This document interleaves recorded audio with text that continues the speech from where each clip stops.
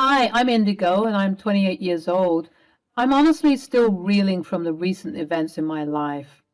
My family has always had some drama, and recently a lot of stuff went down. But to tell you what happened, I need to give you some background information. I grew up in a typically normal family. Every one of us, my parents and I, were pretty chill, all except my older sister Azalea, who was a different story. Azalea, oh boy, where do I even begin with that girl? She was like a wild tornado tearing through our family. You know those stories about the black sheep of the family?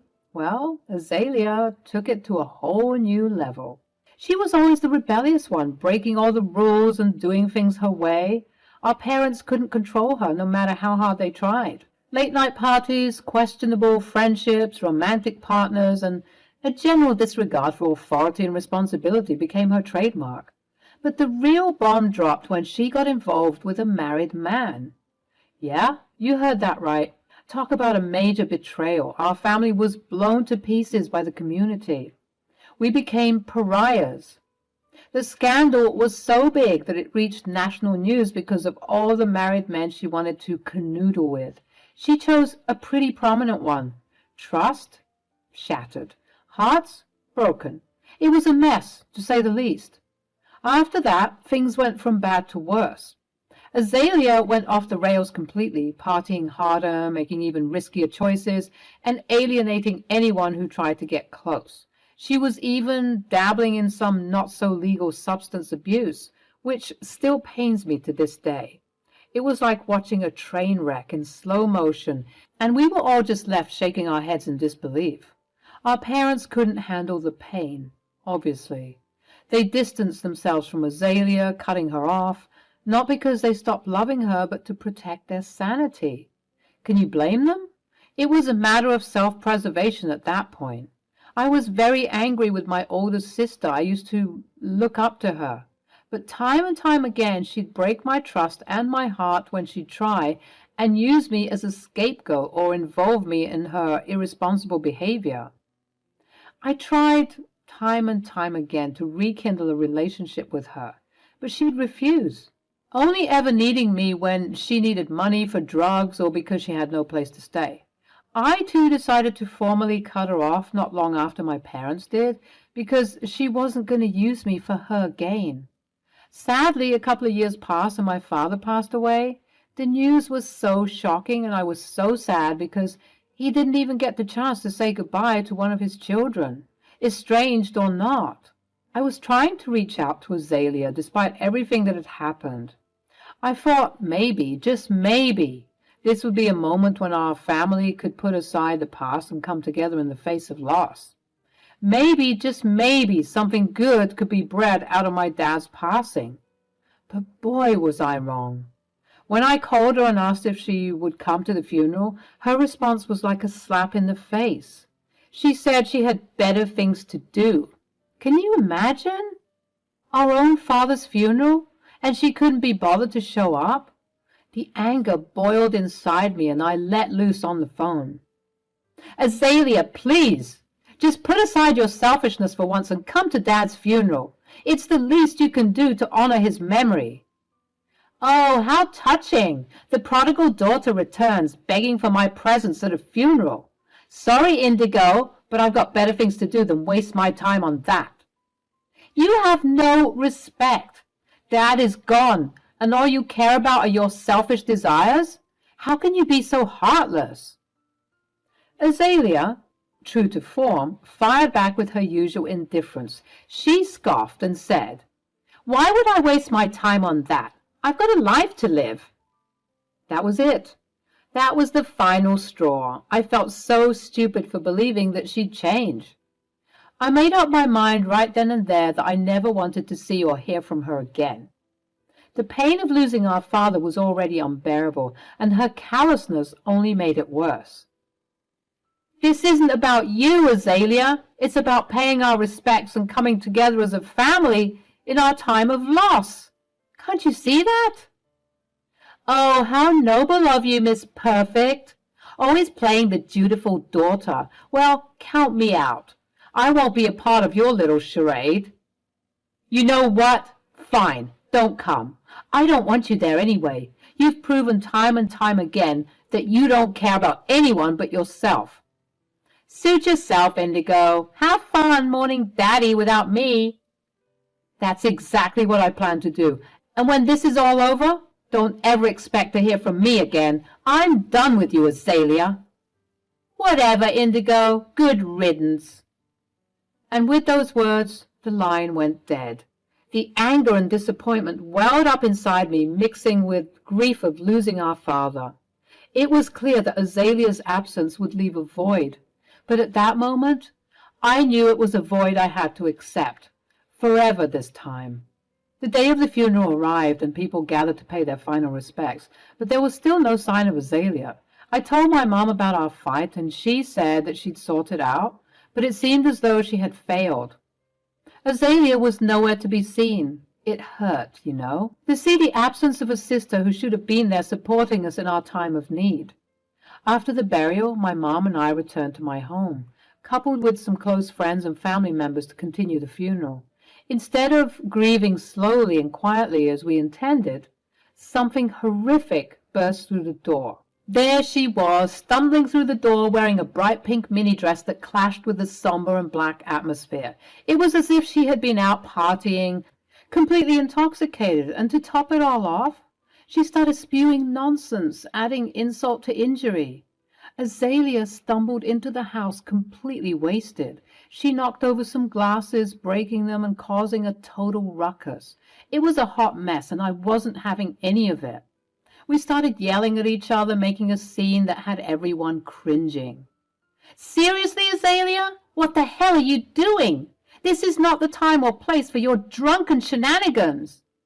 Oh, come on, Indigo. Dad wouldn't want us all sulking. Let's celebrate his life, damn it. Celebrate? Are you freaking kidding me? Can't you see how freaking inappropriate this is? Show some respect for once. Respect? Easy for you to say, Miss Perfect.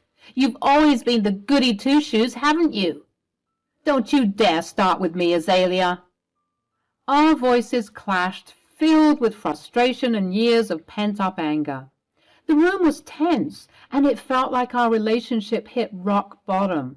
Just when things couldn't get any worse, our mom stepped in and dragged us both to my room, trying to salvage some dignity and have a private conversation. Girls, enough is enough. Let's talk like adults and find some common ground. Fine, let's talk, but don't expect rainbows and unicorns. Suddenly, my mom and I heard sobbing. It was coming from Azalea. I'm sorry, Mom. Indigo, I've screwed up so many times. You already know that. I need help. Serious help. And Dad's passing made me realize how lost and lonely I've truly been. I've missed you guys for a long time, actually. But my pride and stubbornness wouldn't let me. I'm a wreck. Everyone knows that. But I want to change. I want to do better. It might be too late for me to reconcile things with Dad, but I'm hoping it's not too late for us. My mom softened at her words. Although she and my dad decided to cut her off all those years ago, I could clearly see that as a mother, being without her child was tearing her apart. I, on the other hand, needed some convincing, but seeing my sister's face crumple with anguish, whether it was directed at herself, her circumstances, or both, made me soften too. Finally, I said, Azalea, if I'm being honest, I don't know if I can believe you anymore. But seeing you like this, owning up to your mistakes, at least it's a start. The weight of the past seemed to lift as we hugged, tears streaming down our faces.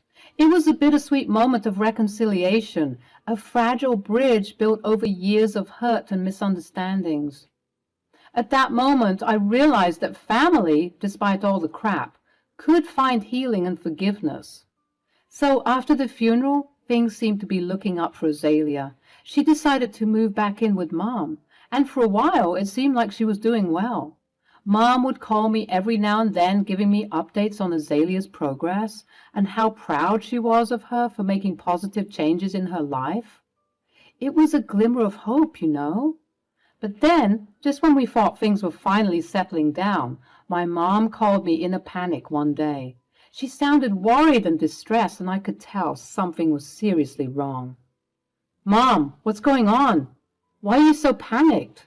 "Indigo, it's Azalea. She's gone. And she took Dad's credit cards, jewelry and clothes, and even raided our pantry. I woke up to this mess and found a note from her. I have no idea where she went." "Are you serious, Mom? After all that has happened? She pulls another stunt like this? I can't believe it." "I don't know what to do, Indigo. She's caused so much trouble, and now I'm worried about the credit cards. What if she racks up huge debts?" "Take a deep breath, Mom. We'll handle this. I'm the representative of Dad's estate, and it's my responsibility to protect his assets. I'll contact the credit card companies immediately and let them know to begin deactivating Dad's account." "Thank goodness you're here, Indigo. I don't know what I would do without you. I feel so betrayed and hurt by Azalea's actions." "I understand, Mom. It's a tough situation, but we'll get through it together." "Thank you, Indigo. I appreciate your help and support. It's times like these when the family needs to stick together." How typical. Once again, I was feeling stupid for trusting that idiot again. I wanted to hold on to hope, but clearly I was wasting my energy. I had had enough of Azalea hurting this family. She had really broken Mom's heart with her actions, and I was ensuring that she would pay for her foolishness. "It's a shame that we have to protect this family from another family member." "What family member? She's dead to me. I'm just glad that she changed her name all those years ago, and so she isn't officially tied to us anymore. Good riddance." I was shocked to hear these words coming from my mom. She must have been well past her breaking point. Although it was shocking to witness my mom act this way, she did give me an idea when she said Azalea changed her name many years ago as part of her rebellious act to distance herself from us. It had been a month since Azalea's shocking disappearance and her despicable act of stealing from Mom and Dad. I couldn't believe what I was seeing on her social media. She was flaunting her lavish lifestyle, clearly enjoying what she was buying from the credit cards she stole. If you thought that was bad, she even started tagging both Mom and me in her posts, as if she wanted us to see how carefree and extravagant she was being. Azalea was clearly seeking attention with her behavior, tagging us in every post, hoping to get under our skin. But we weren't going to stoop to her level. We knew that engaging with her would only fuel her ego and validate her attention-seeking tactics. So we remained silent, refusing to dignify her actions with any response. Then, one day, out of the blue, I received a call from Azalea.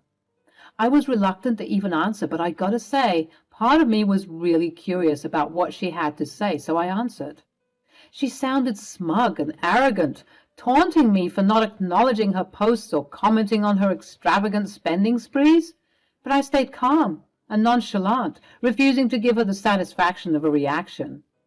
"Hey there, Indigo. Long time no talk. I've noticed you've been quiet lately, ignoring all my fabulous posts." "Oh, hey, Azalea. Yeah, I've been busy focusing on more important things. Your posts didn't really catch my attention." She was clearly irritated at this point. "What's your deal? Why are you so calm about everything? You should be furious with me." "Look, Azalea, your actions speak for themselves. I'm not going to let your behavior control my emotions.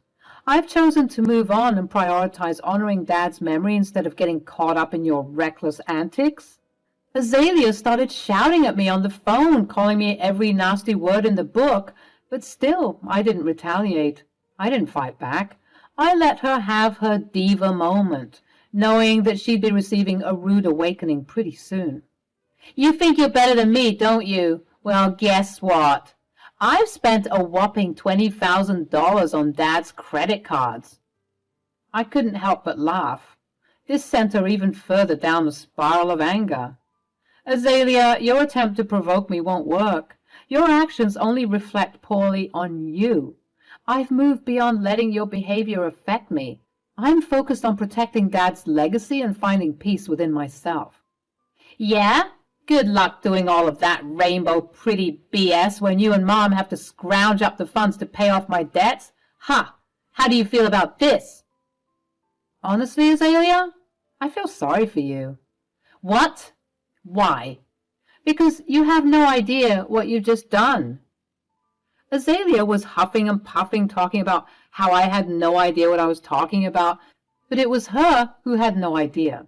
I started explaining how ever since she ransacked Mom and Dad's place, I began processing the account deletion of my dad due to his passing. The credit card companies advised us that the card might still be usable during this time and that no purchases should be made whilst this process is being conducted. I then told the people that they should rest assured that Mom and I won't be using the card at all, and that if they notice any activity from anyone, it is from a fraudster or a thief. What? You didn't tell them that there was another person in the family? What are you talking about? You're not part of this family. I could tell that the words I said smacked her right across the face. I'd never witnessed her so speechless before in my life, which is saying something because that girl can definitely run her mouth like a faucet. What do you mean I'm not part of this family? I mean just that, Azalea. You've made it clear to us time and time again that you don't love us. You don't even want us. You changed your name. You deliberately tugged at our hearts during our time of mourning just to blindside us and dupe us, which was probably your plan all along, huh? Oh, cat's got your tongue now, huh? Anyways, I told the people at the bank that if they suspect any suspicious activity occurring after I put in the request for the account deletion, they should deal with it accordingly because it has nothing to do with Mom and me. So what are you saying? I'm saying that when you're unable to pay the debt, because let's face it, you won't be, you'll be dealing with the authorities. Indigo, how could you do this to me? No, Azalea, how could you do this to me? To your mother? How could you sleep in her home and do her dirty like that? How could you disgrace your father who can't even rest because of you? Do you not realize how selfish you are? Okay, so I'm the bad guy, right? I mean, that's what you people have always told me, so why not just report me to the police sooner? Why am I finding out about all of this now? Because watching you fall from your high horse would be much sweeter, darling.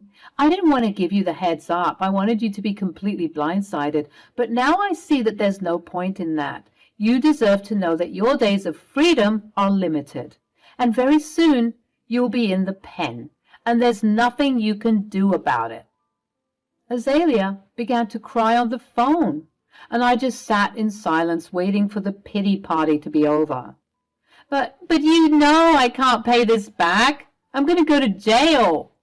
Yeah? Well, you probably should have thought about that before doing the stupid crap you're doing. Indigo, I'm so sorry. Save it. I don't want to hear anything else from you. I never want to hear from you again. And by the way, yes, prison orange is so not your color. Before she could respond, I hung up the phone. I did a little happy dance and I waited for the eventual news of Azalea's arrest. As luck would have it, Azalea was arrested the very next day. The authorities took her to the station, and according to the buzz that was going around my county, Azalea was putting up a fight, denying everything, including the fact that the police found copious amounts of drugs in her house. She was digging herself a deeper grave with all that denying, because the judge increased her sentence after she pleaded guilty. I will never understand why people plead guilty when there is undeniable evidence, but anyways. My mom and I rejoiced when we heard of Azalea's verdict. We were hoping to breathe, at least for a couple of years, before Azalea blessed us with her destruction.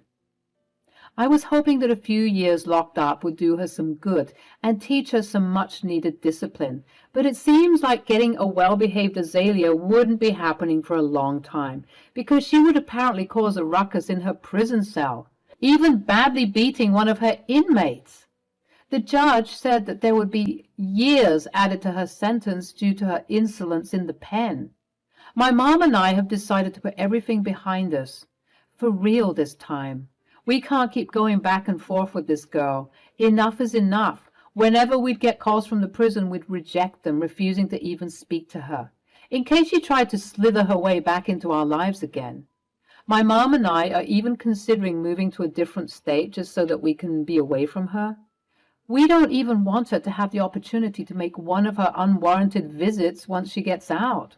And besides, after Dad's passing, I'm sure my mom wants a change of scenery as well, so we've seriously been considering moving away from all the mess and drama that's happened in our lives. It's such a shame that things ended for Azalea this way, but I was just glad that I finally managed to get my revenge on Azalea from all those years ago. I'm glad that I let her dig her own grave deeper and deeper into debt because of her foolishness. I just hope that some part of her has learned her lesson, but if not, I definitely know that I'm done caring about her in any way, shape, or form at this point.